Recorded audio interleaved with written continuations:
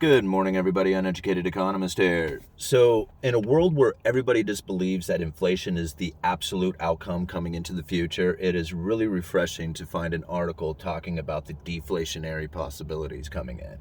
And that is what I feel is more of the concern going into the future, at least in the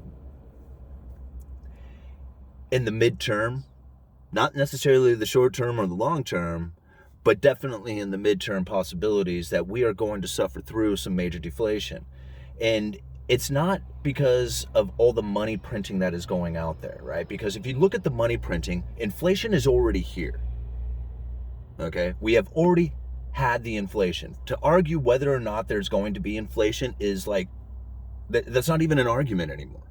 Okay? What the problem is the prices, where that money is flowing into. What is it going to purchase? Why is the prices of some things going way up and other things are just sitting stagnant? Now, I look at a couple of things for my inflation scenario. Like, what is it that I feel that people are most concerned about when they're looking forward into the future? And now, if you think about this for just a minute, inflation is the narrative. Everybody's talking about it. The Fed is talking about it. It's all over the news. It's in every single article. It has become the common theme. Everybody's talking about it. But think about what has happened that's any different that has occurred for the last 12 years. Since the very first quantitative easing, what is it that has changed that is going to add to the inflation, that's going to cause the inflation? See, it's not the way the system has this money printing capabilities, it's the way the money is entering into the system. That's the problem. That's why we're not seeing the inflation that the Federal Reserve is looking for. See, we see it. We see it in our prices, like we see it in the stuff that we purchase. We don't see it in our wages, right? Because that's not inflation. Here's the problem. You got to look at inflation. You got to look at the money system like an addiction, like drugs. And I know this is a weird analogy, especially if you have never been addicted to anything, then it's really difficult to understand. But if you have, then it's really easy to understand. Debt and drugs are the same thing. Just look at it exactly the same way. If somebody hands you a whole bunch of debt, tell me you're not going to go out and have a really good time. Right? I mean, somebody is just like, here you go, man, here's a credit card, go have fun. And you're going to be, woohoo! Right? Same thing with drugs. Somebody pounds you a pile of drugs. You're telling me you're not going to have a bunch of fun with a pile of drugs. Go out there with all your friends and share it. So the problem is the drugs wear off. So does the debt. And when that happens, there's a lot of pain from that. And people don't like to feel pain. And when they start feeling pain, they start blaming other people for their pain. And so they're asking for more. And more comes. And good times start to roll. And it lasts for a while, and everybody says, isn't this great? Isn't this awesome? Look how awesome we all feel. And then it wears off, and the pain comes in, and everybody's mad again, and they're pointing their finger saying, you got to do something about this. I got all this pain. I don't like it. So now we're sitting in a situation right now where everybody is real high. Everybody's really high. But that's going to wear off at some point. And when it does, it's going to be very painful. Because the high right now is extreme. And you know that some people recognize this. Because while everybody out there is trying to get high, there's some people who are being sober. And you can really see it. Just look down in that article. Everybody out there should be spending their money fearful of inflation, getting rid of those dollars before they lose value. But they're not. They're doing exactly the opposite of that.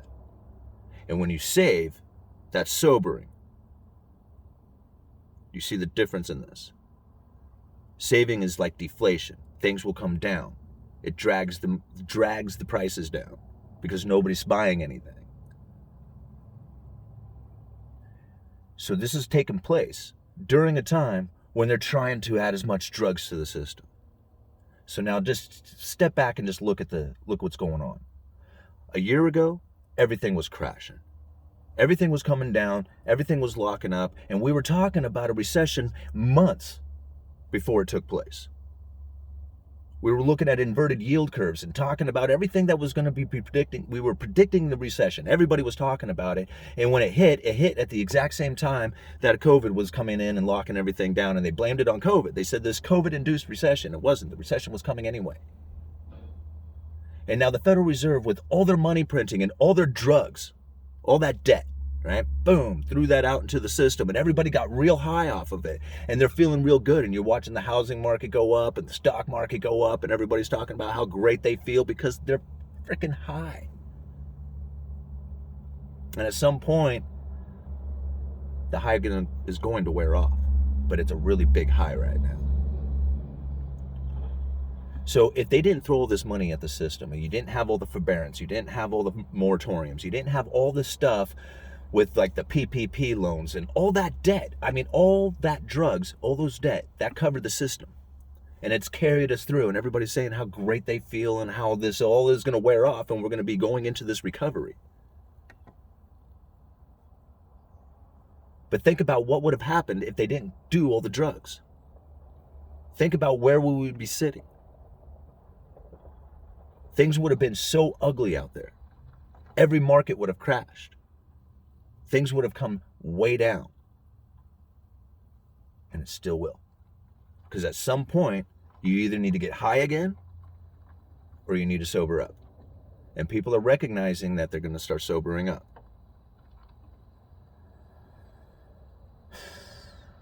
I know this is kind of a weird video to try and follow. But ultimately, it comes down to this.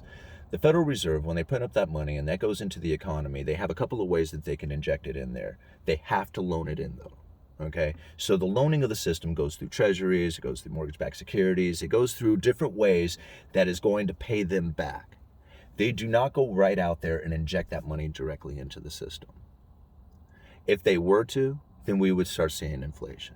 But the problem is that the money that is being lent into the system, that is being, where it's going, needs to pay back the debt plus interest. So the principal and interest need to be repaid on it. If it does not, that debt that goes into the system, then what you're going to have is you're going to have a deflationary or a slowdown in velocity, which would cause a deflationary scenario.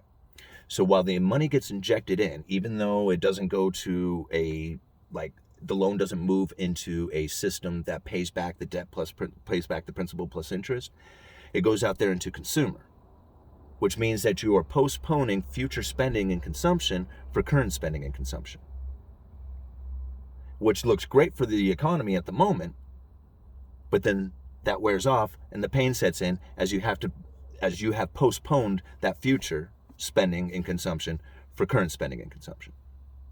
Now, if that money went into a system that said created a business or, was an investment that's where the money comes back, pays back the principal plus the interest, and then starts generating a revenue, now you'll have money velocity picking up. You see where I'm getting at, guys? The money that's being created is going into consumerism, which is postponing future consumption, postponing future spending and consumption for current spending and consumption. When that shifts and that money starts going into an investment that's going to pay back principal plus interest, eventually, after all that is done, that investing that's taken place, then the money velocity will pick up. But it's going to be an incredibly long time, long turnaround, and a very slow economy when that takes place. Because you have to postpone all this current consumption and spending. In order to get through it, you have to postpone the future. So, you see where I'm getting at, guys? All right. I got to go into work. That was kind of a babbling one, but I think I might post it anyway. Uneducated Economist, you let me know.